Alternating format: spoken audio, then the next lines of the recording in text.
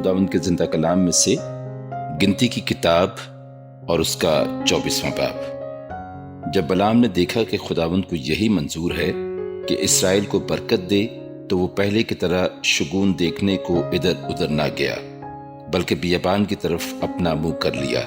और बलाम ने निगाह की और देखा कि बनी इसराइल अपने अपने कबीला के तरतीब से मुकीम हैं और खुदा की रूह उस पर नाजिल हुई। और उसने अपनी मसल शुरू की और कहने लगा, बऊर का बेटा बलाम कहता है, यानी वही शख्स जिसकी आंखें बंद थीं, ये कहता है, बल्कि ये उसी का कहना है जो खुदा की बातें सुनता है और सिजदा में पड़ा हुआ खुली आंखों से कादिर मुतलक की रोया देखता है। ऐ याकूब तेरे डेरे, ऐ इसराइल तेरे खैमे कैसे खुशनुमा हैं।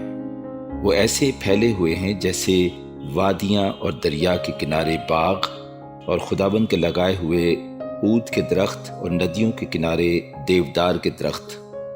उसके चिरसों से पानी बहेगा और सैराब खेतों में उसका बीज पड़ेगा। उसका बादशाह अजाज से बढ़कर होगा और उसकी सल्तनत को उरूज हासिल होगा।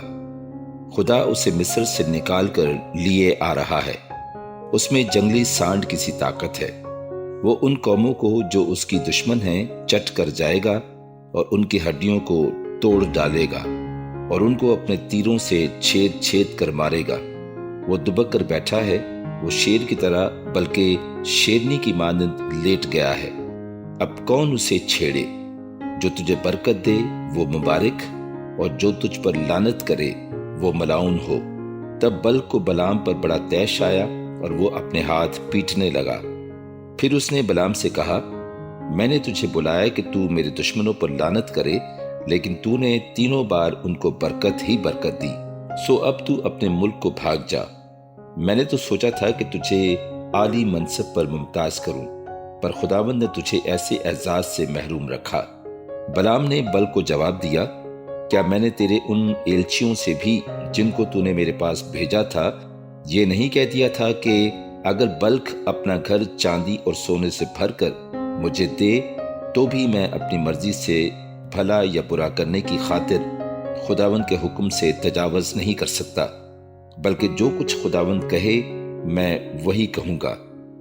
और अब मैं अपनी कौम के पास लौट कर जाता हूँ, सो तू आ, मैं तुझे आगाह कर दूँ कि ये लोग तेरी कौम के साथ आखिरी दिनों में क्या क्या करेंगे।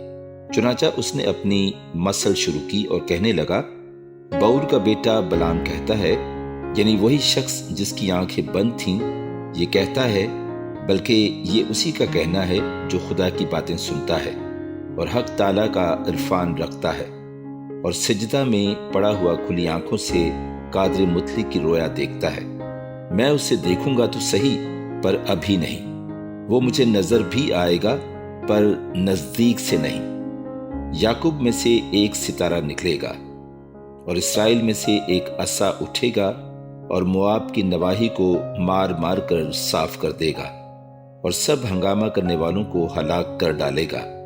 और उसके दुश्मन अदूम और शायर दोनों उसके कब्जा में होंगे और इसराइल दिलावरी करेगा और याकूब ही की नस्ल से वो फरमा नरवा उठेगा जो शहर के बाकी मादा लोगों को नाबूद कर डालेगा। फिर उसने अमालीक पर नजर करके अपनी ये मसल शुरू की और कहने लगा, कौमों में पहली कौम अमालीक की थी, पर उसका अंजाम हलाकत है। और कैनीनियों की तरफ निगाह करके ये मसल शुरू की और कहने लगा, तेरा मस्कन मजबूत है और तेरा आशियाना भी चट्टान पर बना हुआ है, तो भी कैन खाना खराब होगा, यहाँ तक कि असूर तुझे असीर करके ले जाएगा। और उसने ये मसल भी शुरू की और कहने लगा, हाय अफसोस, जब खुदा ये करेगा तो कौन जीता बचेगा। पर कितियम के साहिल से जहाज आएंगे और वो असूर और इब्र दोनों को दुख देंगे, फिर वो भी हलाक हो जाएगा।